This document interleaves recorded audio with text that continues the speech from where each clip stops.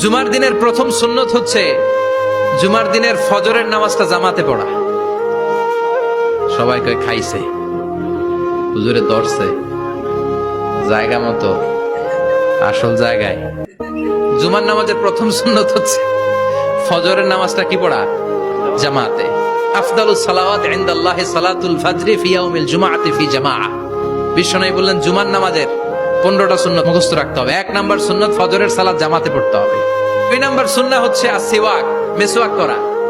মাতহারাতুন লিল ফাম মারদাতুন লির-রাব। মেসওয়াক করলে দাঁত পরিষ্কার থাকে, আল্লাহ খুশি হয়ে যায়। বিশ্বনবী বলেছেন যদি আমার উম্মতের জন্য কষ্ট না হতো প্রত্যেক নামাজের আগে মেসওয়াক করা আমি ফরজ করে দিতাম।